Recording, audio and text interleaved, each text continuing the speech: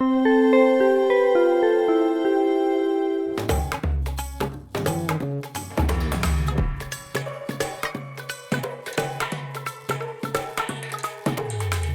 brothers and sisters. Shalom. Bienvenidos hermanos y hermanas, Shalom. Estamos felices de que se nos unan para la discusión de hoy, pero antes de iniciar quiero darte como siempre una cálida bienvenida, Baruch. Gracias por acompañarme en esta importante enseñanza. Gracias por hacer esto posible, Cristian. Aprecio tu esfuerzo y especialmente me gusta mucho el tema que vamos a tratar hoy. Qué bien. A modo de introducción, los 7 sellos son una serie de juicios de Dios de los últimos tiempos. Los sellos se describen en Apocalipsis 6, del 1 al 17, y Apocalipsis 8, del 1 al 5. En la visión de Juan, los 7 sellos mantienen cerrado un rollo en el cielo, y a medida que se rompe cada sello, se desata un nuevo juicio en la tierra. Después de los juicios de los sellos están los juicios de las trompetas y luego los juicios de las copas o de los tazones. Mucha gente tiene diversas preguntas sobre estos sellos. Así que empecemos. Vamos a estar viendo todos estos versículos en detalle, Baruch, pero una vez más, para iniciar la discusión es muy importante abordar algunas preguntas principales que la gente nos ha hecho sobre los sellos. Primero, ¿los sellos serán abiertos antes de la ira de Dios? Segundo, ¿verán los creyentes algunos o todos los sellos abiertos antes del rapto? Y tercero, ¿se construirá el templo antes de que los sellos se abran? Baruch y yo hemos discutido estos puntos antes de empezar la grabación, pero ahora los compartiremos con ustedes en detalle. Baruch, ¿te gustaría responder estas preguntas ahora para luego profundizar? Porque estas son las 3 preguntas principales que la gente hace sobre los sellos. Creo que deberíamos, para comenzar al menos, ofrecer algún tipo de respuesta a esas 3 preguntas. Ok, adelante. ¿Se abren los sellos antes de la ira de Dios? Bueno, lo primero que diría es que el séptimo sello, desde la conclusión del sexto sello y cuando comenzamos a ver el séptimo, todo el resto del libro de Apocalipsis está relacionado con el séptimo sello, ya que este séptimo sello efectivamente incluirá la ira de Dios, porque el séptimo sello contiene los juicios de las trompetas y los juicios de las copas, o los juicios de los tazones, como mencionaste. Pero yo argumentaría firmemente que los primeros 6 sellos no son la ira de Dios. El sexto sello proclama que la ira del Cordero está por venir, pero al llegar al capítulo 7 vemos que esa ira del Cordero se retrasa. Entonces, ¿se abren los sellos antes de la ira de Dios? Los primeros 6 sí, pero el séptimo incluye la ira de Dios. ¿Verán los creyentes algunos o todos los sellos? Creo que esa es la pregunta, porque hay muchas enseñanzas que dicen que la iglesia no aparece después del sexto sello. ¿Cuál es tu respuesta a eso, Baruch? Bueno, yo diría lo siguiente. Los creyentes verán algunos de los sellos antes del arrebatamiento. Y diría, insisto, que los primeros 5, que vamos a explicar con mucho detalle en este video, los vamos a experimentar, mientras que el sexto simplemente anuncia la ira del Cordero, que entendemos como la ira de Dios, porque todo asunto de juicio ha sido dado al Hijo. Por tanto, es Cristo quien traerá la ira de Dios a este mundo, una verdad muy importante. Así que yo diría que los primeros 6 sellos se abrirán. La ira del Cordero será anunciada, pero esa ira del Cordero, que es la ira de Dios, no comenzará hasta después del arrebatamiento. Y eso lo podemos demostrar claramente en el libro de Apocalipsis. Bien, entonces, solo para confirmar, efectivamente nosotros, la iglesia, estaremos aquí presentes durante los primeros 5 sellos. Yo diría que sí, y también para el sexto, ya que solo es un anuncio. Así que es correcto, estaremos para los primeros 6. Y la tercera pregunta, ¿se construirá el templo antes de que se abran los sellos? Bueno, sobre la construcción del templo, sabemos que habrá un templo en funcionamiento al inicio de la semana 70 de Daniel, es decir, en los últimos 7 años. Algunos de los sellos pueden anteceder a estos últimos 7 años de la historia. Entonces, ¿estará funcionando el templo antes de que se abran los sellos? Bien, yo diría que durante la mayoría de los sellos no. Y la razón por la que lo digo es que cuando llegamos a Apocalipsis capítulo 6, lo que vemos es que habrá guerra, y esa guerra va a acabar con parte de la maldad en el mundo. Y adivina quién va a derrotar parte de esa maldad. Es el anticristo. Él se hará pasar por una fuente de bondad, pero sabemos que él es completamente perverso. Por ejemplo, Daniel capítulo 8 menciona un carnero que será un imperio malvado, y ese carnero, ese imperio malvado, representa al Irán del presente, en una coalición que Irán liderará, pero serán destruidos por el anticristo. Lo que veremos, y que les voy a explicar, es cómo podemos entender esto de acuerdo a los juicios de los sellos que vamos a tratar en unos momentos. Correcto, gracias.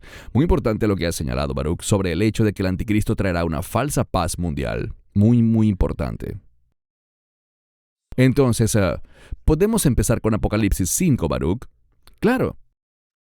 Hermanos y hermanas, vamos a revisar muchas escrituras, así que los animo a tener sus Biblias a la mano. En pantalla lo tendremos de todos modos en inglés y en español, y estaremos viendo bastantes escrituras. Será una enseñanza maravillosa. Apocalipsis 5.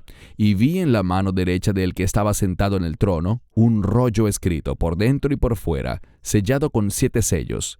Entonces vi un ángel fuerte que proclamaba a gran voz: ¿Quién es digno de abrir el libro y desatar sus sellos? Y nadie, ni en el cielo ni en la tierra ni debajo de la tierra, podía abrir el libro ni mirarlo. Entonces lloré mucho. Por supuesto, es Juan quien hace este comentario, porque nadie era encontrado digno de abrir y leer el rollo ni de mirarlo. Pero uno de los ancianos me dijo: No llores, he aquí, el león de la tribu de Judá, la raíz de David, ha vencido para abrir el libro y desatar sus 7 sellos. Tus comentarios, Baruch. Lo que esto nos dice es que el Mesías es soberano. Él es digno y Él está en control de los últimos días.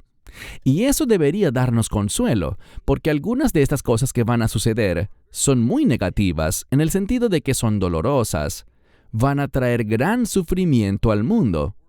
Dios no es la fuente de eso, pero Él permite que pase para sus propósitos. Y, de nuevo, seremos muy precisos al analizar esto, y mi esperanza es que seamos más precisos que la mayoría de los que tratan de explicar este tema. Es algo muy importante. Dios está al control. El Mesías abrirá esos sellos para demostrar que Él es soberano, que está al control y que nada de lo que ocurre sucede sin su aceptación.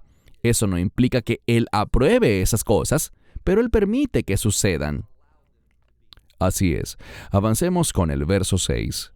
Dice: Y miré, y he aquí, en medio del trono y de los 4 seres vivientes, y en medio de los ancianos, estaba un cordero como inmolado, que tenía 7 cuernos y 7 ojos, que son los 7 espíritus de Dios, enviados por toda la tierra. Entonces vino y tomó el rollo de la mano derecha del que estaba sentado en el trono. Y cuando tomó el rollo, los 4 seres vivientes y los 24 ancianos se postraron delante del Cordero, teniendo cada uno un arpa y copas de oro llenas de incienso, que son las oraciones de los santos, y cantaron un cántico nuevo diciendo... Y seguiremos en la siguiente diapositiva, tus comentarios. Fíjate que habla de 7 cuernos y 7 ojos. Los cuernos tienen que ver con poder y victoria. Además, el 7 es un número que habla de propósito. Entonces, este libro sellado producirá victoria, producirá el cumplimiento de los propósitos de Dios. Los 7 ojos representan revelación. El propósito de estos sellos es darnos la revelación de Dios para que podamos entender lo que sucederá en los últimos días y que podamos comportarnos fielmente en medio de ello. Esto es algo que necesitamos entender. Dios está revelando estas cosas para que las entendamos y las implementemos en nuestras vidas, de manera que seamos hallados dignos, que seamos hallados fieles, porque el Cordero es quien nos ha hecho dignos. Y luego en el verso 8 se menciona la adoración.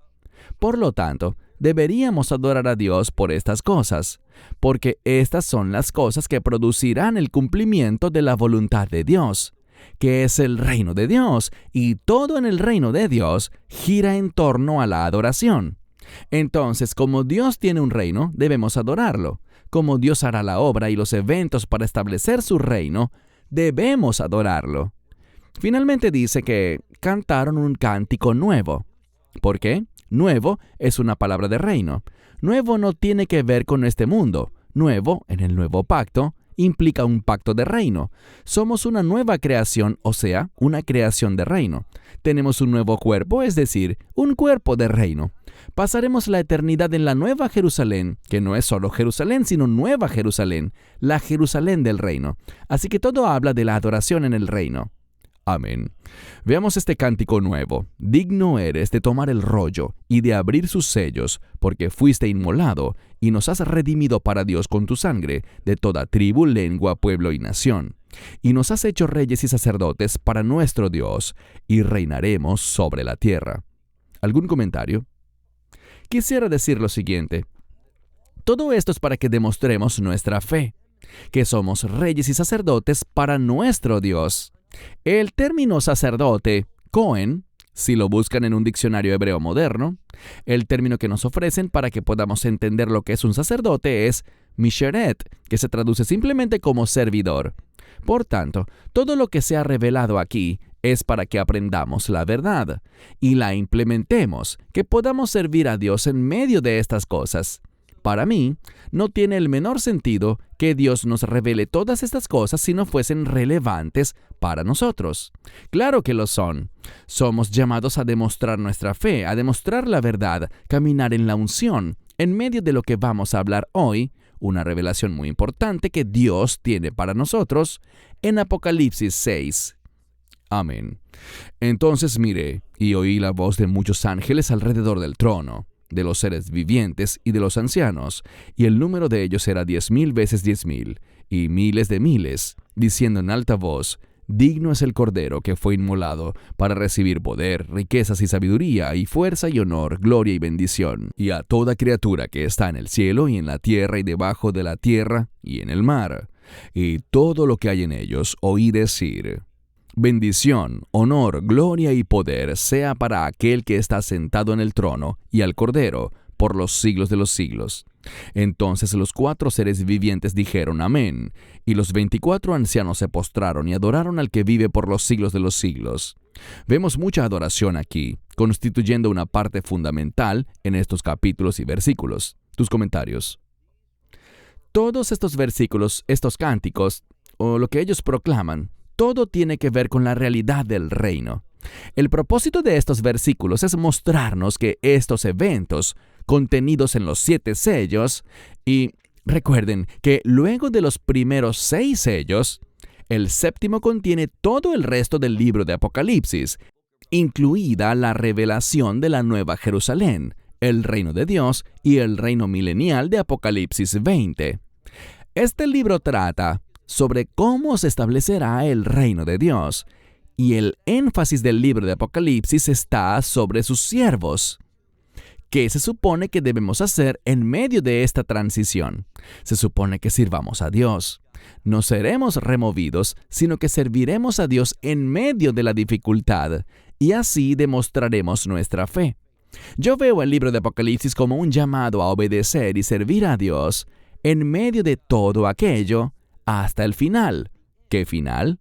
El final de la era de la iglesia, lo cual ocurrirá cuando suceda el arrebatamiento.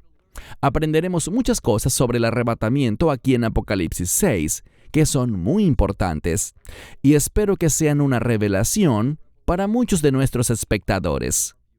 Amén. El primer sello, el conquistador. Ahora vi cuando el Cordero abrió uno de los sellos, y oí a uno de los 4 seres vivientes que decía con voz como de trueno: Ven y mira. Y miré, y he aquí un caballo blanco. El que se sentaba en él tenía un arco, y le fue dada una corona, y salió venciendo y para vencer. Tus comentarios. Aquí vemos que él tenía un arco. Un arco es un arma bíblica. Era un arma muy común en el pasado, antes del nacimiento de Cristo e incluso después. También vemos una corona. Entonces vemos que tenía un arma y también una corona, todo lo cual nos habla de su gobierno. Y luego, ¿qué hizo? Salió conquistando. Yo sugeriría que lo que descubriremos es que hay una relación entre los 3 primeros sellos, o en otras palabras, entre los 3 primeros jinetes y el 4.º jinete. Quiero enfatizar que este primer jinete, montado en un caballo blanco, no es Cristo. Lo veremos claramente en un momento. En mi opinión, es el anticristo. Pero explicaré por qué creo eso en breve. Noten lo que hace. Tenemos el primer sello, el conquistador. ¿Qué está haciendo este primer jinete? Él sale venciendo y para vencer. Esto habla de ganar el control. Y lo que debemos preguntarnos es, ¿cómo hará para ganar el control? Bien, gracias. Segundo sello, conflicto en la tierra. Cuando abrió el segundo sello, oí al segundo ser viviente decir, ven y mira. Otro caballo, rojo fuego, salió. Y al que estaba sentado sobre él le fue concedido quitar de la tierra la paz, y que los pueblos se mataran unos a otros, y le fue dada una gran espada. Bien, vimos antes el primer jinete montado en un caballo blanco, saliendo para conquistar, sometiendo a gran parte del mundo. Ahora vemos aquí una mayor revelación en cuanto a cómo logró someter al mundo, y lo hizo mediante la guerra. Vemos que el segundo caballo es un caballo rojo como sangre. El rojo se asocia con la guerra. Leemos aquí que Él quita la paz de la tierra. ¿Eso nos suena a Cristo? ¿Eso nos suena a Dios? ¿Dios quiere la guerra? Claro que no. Por esto vemos que aquí también se refiere al enemigo. Él quita la paz de la tierra. ¿Y qué es lo que quiere? Que los hombres se maten entre sí. Noten lo que dice al final de este versículo. Y se le dio a él, recuerden esto porque será muy importante, una gran espada. Recuerden que el primer jinete salió a conquistar. El segundo hace la guerra. Y lo hace con una gran espada. Debemos recordar todos estos detalles porque son claves importantes para ayudarnos a entender esta sección de la Escritura. Correcto, gracias. Tercer sello, escasez en la tierra. Cuando abrió el tercer sello, oí al tercer ser viviente decir, ven y mira. Entonces miré, y he aquí un caballo negro, y el que lo montaba tenía una balanza en la mano. Y oí una voz en medio de los 4 seres vivientes que decía, 1 litro de trigo por 1 denario, y 3 litros de cebada por 1 denario, y no dañes el aceite ni el vino. Aquí vemos al tercer jinete. ¿Y de qué color es su caballo? Negro. ¿Y qué vemos? Bueno, ya lo hemos hablado en un video anterior, pero lo repetiremos, que una de las cosas que el Mesías anunció es que habrá hambrunas. Una pregunta muy sencilla. Cuando hay una hambruna, ¿qué pasa con el precio de los alimentos? Noten lo que dice aquí. Observamos una balanza. ¿Para qué se usa una balanza? Para pesar cosas. ¿Por qué? Porque un shekel, que es el nombre de la moneda de Israel hoy en día, como lo fue en el pasado, resulta que un shekel es una medida de peso. Eso es lo que significa. Proviene del término hebreo para pesar algo. ¿Y para qué pesas algo? Para saber cuánto es. Y mira esto, 1 litro de trigo. Allí literalmente dice una medida de trigo. Algo que alcanzaría para alimentar una familia normal de 4 o 5 personas por un día. ¿Y cuánto cuesta esa medida de trigo? 1 día completo de trabajo. 1 denario es el salario de 1 día para un trabajador común. Así que piensa eso, Cristian. Tendrás que trabajar 1 día entero. Y en aquel entonces eso significaba desde el amanecer, cerca de las 7 de la mañana, hasta el atardecer, por lo que hablamos de una jornada de 10 a 12 horas de trabajo, dependiendo de la época del año, para ganarte 1 denario. Con ese denario podrías comprar trigo, pero apenas para alimentar a tu familia por 1 día. ¿Cómo pagarán por todo lo demás que necesitan? Luego dice 3 litros de cebada, una mayor cantidad porque la cebada es más barata. pero sigue siendo muy costoso, un día de salario. Así que mira esto. Los precios de los alimentos se disparan. ¿Por qué? Porque hay una hambruna. ¿Qué más surge con la hambruna? Enfermedades. Vemos este caballo negro y existe lo que se llama la peste negra. El negro en la Biblia es sinónimo de muerte. Mucha gente morirá debido a esta escasez de alimentos y al alto costo de los alimentos. Y luego noten algo muy extraño. No dañes el aceite y el vino. El aceite es sinónimo del Espíritu. La unción no será afectada por esto. La unción será poderosa en medio de todo esto. ¿Y el vino? El vino significa alegría, desde una perspectiva bíblica. También amor, pero principalmente gozo. Así que en medio de estas cosas difíciles, este jinete que sale conquistando, este otro que hace la guerra con su espada, y con esta gran hambruna debido a la pestilencia y escasez de alimentos, mira que el aceite y el vino no serán dañados ni afectados. ¿Por qué? Porque en medio de todas estas dificultades, el Espíritu de Dios, su unción, seguirá operando en nosotros y tendremos gozo porque nuestro gozo viene de Dios y no de las circunstancias. Amén. Cuarto sello. Muerte generalizada en la tierra. Cuando abrió el cuarto sello, oí la voz del cuarto ser viviente que decía, «Ven y mira». Entonces miré, y he aquí un caballo verde. Y el nombre del que estaba sentado sobre él era Muerte, y el Hades lo seguía, y se les dio potestad sobre la cuarta parte de la tierra para matar con espada, con hambre, con mortandad y con las fieras de la tierra. Antes de darte la palabra, quiero recalcar que muchas versiones en español dicen en el verso 8 que es un caballo pálido o amarillento, pero el texto original dice verde. ¿Qué puedes comentar al respecto, Baruch? Bueno, gracias por hacer énfasis en este tema del color del caballo, que es verde. Si se fijan en la palabra griega que se usa, es la que describe a la sustancia que hace que las plantas, por ejemplo, tengan tallos y hojas verdes. Así que, si haces un buen estudio, no dice pálido, ni amarillo, ni amarillento, como dicen algunas Biblias, sino que es un caballo verde. Ese es su color. El verde es sinónimo de dolor, y te daré un ejemplo. Si lees Jeremías 37, encontrarás una pregunta. ¿Acaso los hombres dan a luz? Obviamente la respuesta es no, pero la pregunta es, si eso es verdad, entonces ¿por qué los hombres están doblados, con sus manos en los lomos, es decir, en su estómago, doblados de dolor? ¿Y de qué color es su rostro? Si haces un buen estudio, es la palabra yerok, escrita en una forma más larga, pero es la palabra yerok, que significa verde en hebreo. Así que el verde es sinónimo de dolor. Este cuarto jinete representa dolor y sufrimiento. El verde también puede significar adversidad, y por cierto, el nombre Satanás significa el adversario. Fíjense lo que dice aquí. Se les dio potestad. ¿A quiénes? No estamos hablando de un solo jinete, el del caballo verde, pero lo que les diría es esto. Esto habla de un conjunto de todos los jinetes de los que hablamos hasta ahora, el blanco, el rojo, el negro y ahora el verde.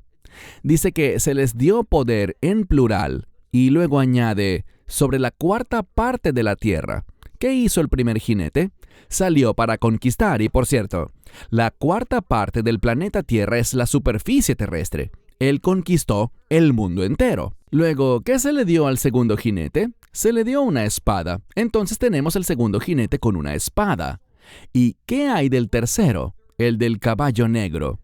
Produjo una hambruna. Aquí leemos que el verde mata con hambre, que es sinónimo de hambruna, con mortandad, la mortandad es consecuencia también de la hambruna, y sabemos algo más, dice, y con las fieras de la tierra. Cuando hay hambrunas, los animales entran a las ciudades porque ellos también andan buscando comida, y comienzan a cazar y comerse lo que esté a su alcance, incluso a las personas. Todo esto encaja con lo que vemos en el cuarto jinete, porque este cuarto sello muestra la unión de los tres primeros. Y noten lo que dice sobre la identidad del jinete. Su nombre es Muerte. Eso no suena a Dios. Vemos en la Escritura que el Mesías viene para que tengamos vida Pero el que monta este cuarto caballo se llama muerte. Ese no es Dios, ese no es Cristo. Y dice que el Hades lo seguía. El Mesías va a salir del cielo y no del infierno. Debemos entender que este cuarto sello es muy importante porque informa al lector que los 3 primeros sellos pertenecen al enemigo, son del adversario, están relacionados con dolor y sufrimiento. Así que los 4 primeros sellos no tienen nada que ver con la ira de Dios ni con el juicio de Dios, sino con uno llamado muerte, conectado con el infierno o el Hades. Muy importante tenerlo claro. Amén, así es. El 5º sello, el grito de los mártires. Cuando abrió el 5º sello, vi debajo del altar las almas de los que habían sido inmolados por la palabra de Dios y por el testimonio que tenían. Y clamaron a gran voz diciendo: ¿Hasta cuándo, Señor, santo y verdadero, hasta que juzgues y vengues nuestra sangre de los moradores de la tierra? Entonces les fue dada una túnica blanca a cada uno de ellos, y se les dijo que descansaran todavía un poco de tiempo, hasta que se completara el número de sus consiervos y de sus hermanos, que serían asesinados como ellos. Bien, muchos interpretan este sello afirmando que estos son los santos de la tribulación. Para mí no es así. No veo razón alguna para entenderlo así.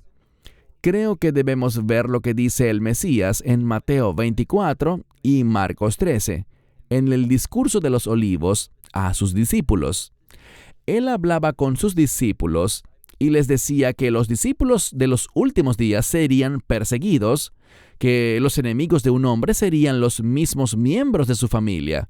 Así que habrá una gran división. Pero mirando aquí, lo que yo diría es lo siguiente. Cuando hacen la pregunta, y quiero ser más específico, ¿qué pasa con el templo? ¿Será construido en medio de todo esto? Bueno, yo diría esto. Lo que estamos viendo en los primeros 4 sellos es al anticristo sosteniéndose y ganando poder sobre todos los países del mundo. Él sale conquistando. Entonces, el anticristo en los primeros 4 sellos estará ganando poder. Ahora, después de lograr el poder, ¿en qué se enfocará? Estará interesado en que el templo sea reconstruido. Entendamos que el próximo templo no será del agrado de Dios. El tercer templo, y hay muchísimo contenido sobre esto en Internet, el tercer templo que se construirá será utilizado por el anticristo. No será del agrado de Dios. Allí será la abominación desoladora. Lo que yo interpreto es esto. Los primeros 4 sellos representan los dolores de parto, el principio de dolores como lo denomina el Mesías. El 5º sello ocurrirá cuando el anticristo persiga a la iglesia. Entiendo que muchas personas quieren creer que el rapto ocurrirá antes de que el anticristo aparezca, y así no tendríamos que sufrir. Bueno, hemos sido llamados a sufrir. El Mesías dijo: toma tu cruz y sígueme. Cuando aceptamos el Evangelio, estamos diciendo: estoy dispuesto a sufrir por mi fe, estoy dispuesto a ser perseguido. Así que este 5º sello, en mi opinión, habla de una persecución liderada por el anticristo. Los primeros 4 sellos muestran el principio de dolores, el inicio de los dolores de parto, mas el templo no estará construido.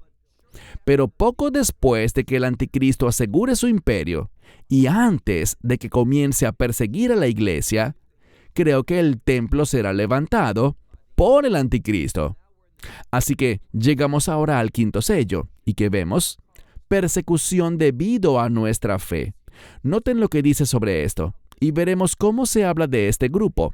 Quizá no lo veamos directamente, pero en Apocalipsis capítulo 7 vemos que hay un grupo que está de pie ante el trono de Dios, que tendrá vestiduras blancas.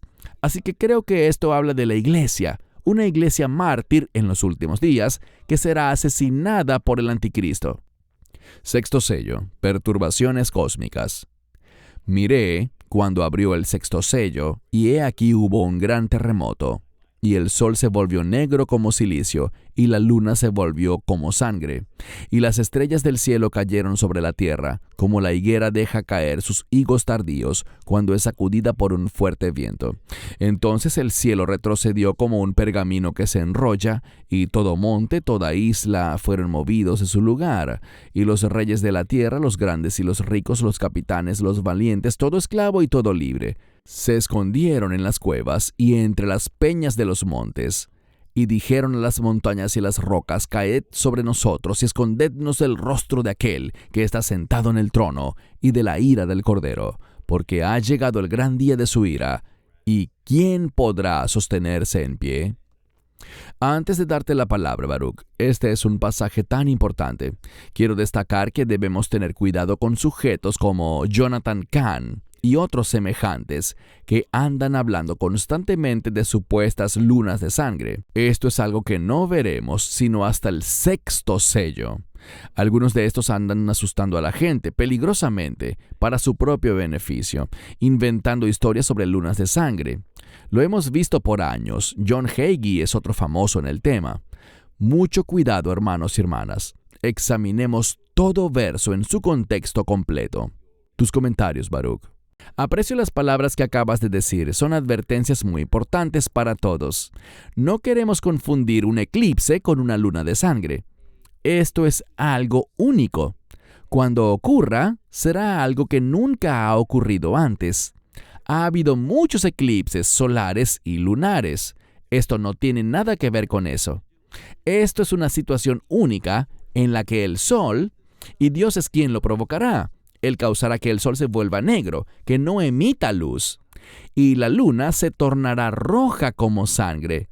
Dios causará eso para anunciar algo. Hay un pasaje del Antiguo Testamento en Joel. En español queda al final del capítulo 2, y en hebreo se trata de Joel 3, que es un capítulo muy corto en hebreo, y se enfoca en eso, anunciando el día del Señor. Cuando vemos el vocabulario usado aquí, nos habla de la inminencia del día del Señor. Esto nos habla de la ira de Dios, y sabemos algo. Basado en 1 Tesalonicenses 5:9, no experimentaremos la ira de Dios. Entonces, esto anuncia que la ira de Dios está muy cerca, será inminente, y sabemos algo. Cuando la ira de Dios sea inminente, también lo será el arrebatamiento de la iglesia. Y quisiera agregar algo más.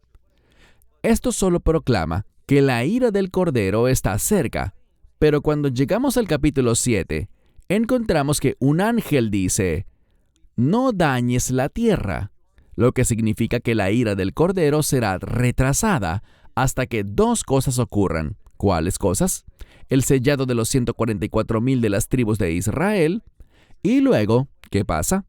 Vemos un pasaje muy similar a lo que leímos en el 5º sello, pero en Apocalipsis 7, del 9 al 10. Allí leemos sobre aquellos que fueron mártires, que recibirán vestiduras blancas. Lo vimos en el 5º sello. Y estarán de pie ante el trono de Dios con ramas de palma, que simbolizan la dependencia de Dios. Algo que hacemos durante la fiesta de los tabernáculos con ramas de palma, y se llama lulav en hebreo. Así expresamos nuestra dependencia, nuestra confianza y nuestra fe en Dios. Así encontramos al que puede estar firme. ¿Y cómo podemos estar firmes en medio de la ira de Dios? Nos mantenemos firmes basado en que confiamos en el Evangelio. Muy importante todo esto aquí. Y lo último que diré es esto. Cuando miramos ese grupo en Apocalipsis 7 del 9 al 10, ¿quiénes son? Se nos dice en Apocalipsis 7:14 que vienen de la gran tribulación. La gran tribulación no tiene nada que ver con la ira de Dios. Y aunque todo el mundo te diga, es más, si buscas en Google, gran tribulación, te dirá que es el peor tiempo de tribulación en la segunda mitad de la semana 70 de Daniel, y que es la ira de Dios. No, no y no. Lo que enseña la Biblia es que la gran tribulación ocurrirá ¿cuándo?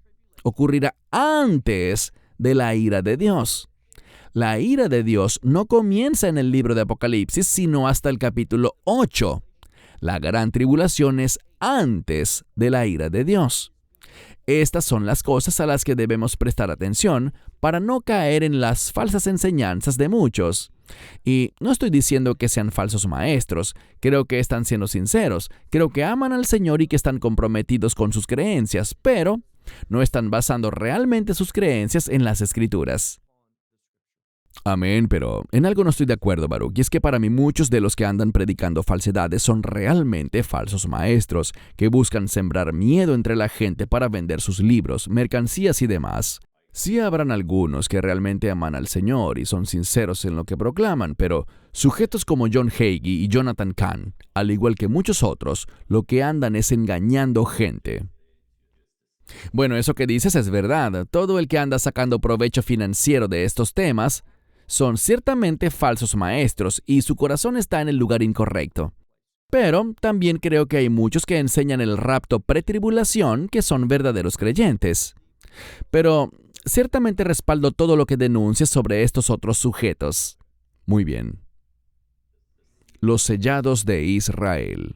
Después de estas cosas vi 4 ángeles que estaban en pie en los 4 ángulos de la tierra, deteniendo los 4 vientos de la tierra, para que no soplara viento sobre la tierra, ni sobre el mar, ni sobre ningún árbol. Entonces vi otro ángel que subía del oriente, teniendo el sello del Dios vivo, y clamó a gran voz a los 4 ángeles a quienes se les había concedido dañar la tierra y el mar, diciendo: No hagáis daño a la tierra, ni al mar, ni a los árboles, hasta que hayamos sellado a los siervos de nuestro Dios en sus frentes. Y oí el número de los sellados. Fueron sellados 144,000 de todas las tribus de los hijos de Israel. Bueno, lo que vemos claramente aquí es que la ira de Dios se ha retrasado, como ya señalamos, como lo dije anteriormente. Así que no hay manera de decir que hasta este punto la ira de Dios ya ha ocurrido, porque no ha sucedido. Y vemos que 2 cosas deben suceder antes de la ira de Dios. Israel será sellado. Noten que dice aquí en el versículo 2 que vi a otro ángel que subía del oriente. El oriente se relaciona con el juicio de Dios. Entonces, están siendo sellados estos 144,000 de las 12 tribus de Israel. Están siendo sellados porque no son creyentes. ¿Y qué pasará con ellos? Se quedarán en este mundo durante la ira de Dios. Por eso están siendo sellados. Y este número 144,000 es un número de reino. Vemos que el número 12 domina todo en la Nueva Jerusalén. 12 puertas, 12 cimientos. Vemos que hay 24 ancianos que son 12 más 12. La altura de la ciudad de la Nueva Jerusalén tiene 144 codos. 12 por 12. Y sabemos que la longitud, la anchura y la altura de la Nueva Jerusalén será de 12,000 por 12,000 por 12,000. Por todas partes el número 12 está presente en el reino de Dios. Es un número de reino. Y en mi opinión estos 144,000 no son más que el remanente de Israel que será salvo al final de la semana 70 de Daniel, cuando Cristo regrese y salve a ese remanente de Israel. Amén. Séptimo sello. Preludio a las 7 trompetas. Cuando abrió el séptimo sello, se hizo silencio en el cielo como por media hora, y vi a los 7 ángeles que estaban de pie delante de Dios, y les fueron dadas 7 trompetas. Entonces vino otro ángel teniendo un incensario de oro, y se puso junto al altar. Le dieron mucho incienso para que lo ofreciera con las oraciones de todos los santos sobre el altar de oro que estaba delante del trono. Y de la mano del ángel el humo del incienso con las oraciones de los santos subió delante de Dios. Entonces el ángel tomó el incensario, lo llenó con el fuego del altar y lo arrojó a la tierra. Y hubo ruidos, truenos, relámpagos y un terremoto. Entonces los 7 ángeles que tenían las 7 trompetas se prepararon para tocarlas. Tus comentarios, Baruch. El séptimo sello contiene todo lo que resta del libro de Apocalipsis. Todo está en este sello. Y vemos que comienza con una clara referencia a la ira de Dios. Así que el séptimo sello contiene el derramamiento de la ira de Dios. Eso es lo que vemos aquí. Si miramos el verso 5, el ángel tomó el incensario, lo llenó con fuego del altar, lo arrojó a la tierra y hubo ruidos, truenos, relámpagos y terremotos. Todo esto es una referencia al cambio que Dios traerá mediante su ira. ¿Cuál es el propósito del juicio de Dios? El juicio de Dios caerá para purificar la tierra, para cambiar la tierra y para establecer el orden de Dios en el mundo. Por esto vemos que en el séptimo sello están las 7 trompetas. Las 7 trompetas comienzan con la ira de Dios. Después de eso están las 7 copas que completan la ira de Dios. Entonces, no es hasta que llegamos a las 7 trompetas que están en el séptimo sello y las 7 copas que también están en el séptimo sello que encontramos el derramamiento de la ira de Dios. Amén. Esto que ven ahora es un resumen. Caballo blanco, caballo rojo, caballo negro y luego un caballo pálido que realmente debería ser verde. Y todo lo demás. Antes de darte la palabra, Baruch, para tu conclusión, creo que esta ha sido una gran enseñanza. Podríamos pasar mucho más tiempo en ello, y creo que merece la pena hacerlo. Les animamos, hermanos y hermanas, a revisar todas las escrituras que acabamos de compartir.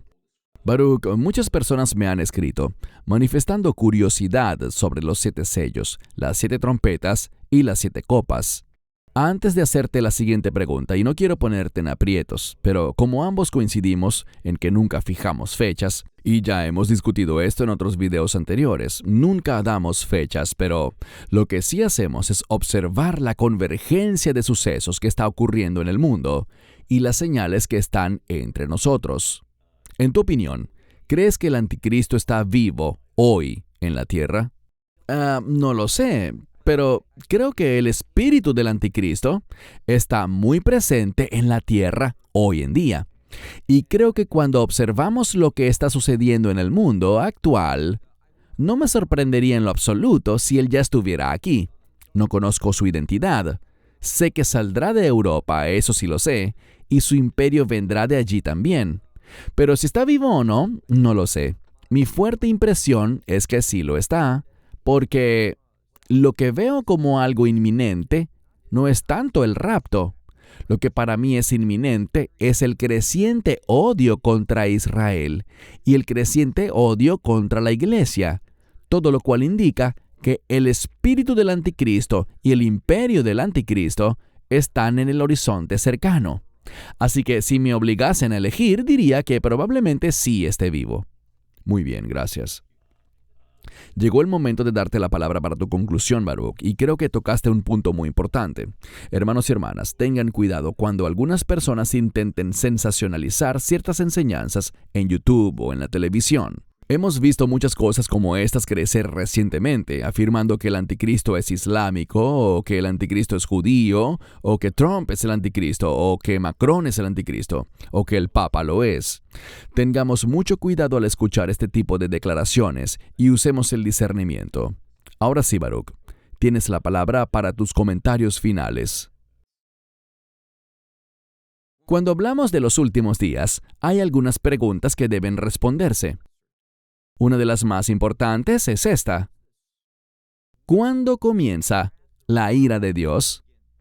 En segundo lugar, ¿es cierto que podemos decir que todos los últimos 7 años son la ira de Dios? Muchas personas enseñan eso. Yo no veo evidencia bíblica alguna que pruebe que todos esos 7 años son la ira de Dios. Debemos tener pruebas bíblicas de por qué dicen que todos esos 7 años son la ira de Dios. Debemos saber bíblicamente cuándo comienza la ira.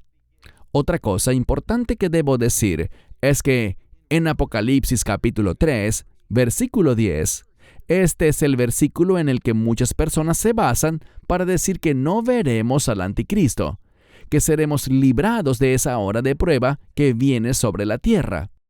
Bueno, si lo analizas bien, esa hora de la prueba no tiene nada que ver con la iglesia, no tiene nada que ver con el anticristo. Esa hora de la prueba está viniendo sobre aquellos que habitan en la tierra, y aquellos que habitan en la tierra son los enemigos de Dios. No estamos hablando de personas que simplemente están vivas. Esa expresión de habitar en la tierra se refiere a aquellos cuyos nombres no han sido escritos en el libro de la vida del Cordero. Aquellos que están comprometidos con este mundo y que están en oposición al reino de Dios. Y lo último que diría es esto. Si lees Apocalipsis 13:5, dice allí que el anticristo operará, funcionará durante los primeros 42 meses, que es igual que decir durante los primeros 3 años y medio de la semana final. Y no hay razón para creer que la iglesia no estará aquí y que no verá al anticristo. No conozco ninguna escritura en lo absoluto, y corríjanme si me equivoco, muéstrame ese versículo donde tengamos un pasaje claro que diga que nunca experimentaremos nada relacionado con el anticristo. Creo que esa es una falsa doctrina que no puede ser respaldada por la Biblia en absoluto. Vamos a ver al anticristo. Entiendo que no sea algo popular. Recibimos correos todo el tiempo porque yo afirmo esto, diciendo que ya no seguirán nuestro canal, ni apoyarán más nuestro ministerio porque no pueden aceptar eso. Bueno, el problema es este. No importa si lo aceptas o no. La pregunta es, ¿qué dice la Biblia? No te bases en tus emociones. No te dejes llevar por lo que quieres que pase. Mira la Escritura. Forma tu escatología, que son tus creencias sobre los últimos días, basándote en las enseñanzas claras de la Biblia, y no solo en lo que escuchas y te agrada de otras personas. No somos llamados a cosquillear los oídos de la gente, somos llamados a ser fieles a la Escritura. Así que espero que mires este video y si hay cosas con las que no estás de acuerdo y tienes pruebas bíblicas, envíanoslas. Pero no digas simplemente, bueno, creo que estas cosas en los juicios de los sellos son realmente malas y creo que eso debe ser la ira de Dios, porque no es así. Estudia para mostrarte aprobado. No te apoyes en tu propio entendimiento. Confía en la perfecta palabra de Dios. Amén, Baruch. Definitivamente no es algo popular, porque desafortunadamente muchos prefieren creer enseñanzas como que, por ejemplo, esa que dice que viene un gran avivamiento sobre toda la tierra. Nada me daría más placer y alegría que eso, pero la Escritura nos dice todo lo contrario. Habrá una gran apostasía y tiempos muy pero muy difíciles por venir. Creo que solo debemos prepararnos como creyentes. Baruch, gracias por esta excelente enseñanza, una importante enseñanza. Oramos, hermanos y hermanas, que esto les haya bendecido. Recomendamos, porque leímos muchas escrituras, que revisen esta enseñanza, pausen cuando lo necesiten hacer, tengan sus Biblias a la mano y oren. Antes de comenzar a escuchar esta enseñanza de Baruch, pidan discernimiento, sabiduría y guía al Espíritu Santo. No hay mejor maestro que el Espíritu Santo. Gracias, Baruch. Aprecio tu tiempo. Te agradezco por ello. Hermanos y hermanas, gracias por acompañarnos. Que el Señor les bendiga a todos y esperamos verles en una futura discusión. Shalom y bendiciones. Esperamos que te hayas edificado con el mensaje de hoy y lo compartas con otros. Te invitamos a seguir nuestros estudios cada semana por este canal y por el portal de YouTube de Amarás a Israel. También puedes descargar nuestra aplicación móvil gratuita, Mi Estudio Bíblico.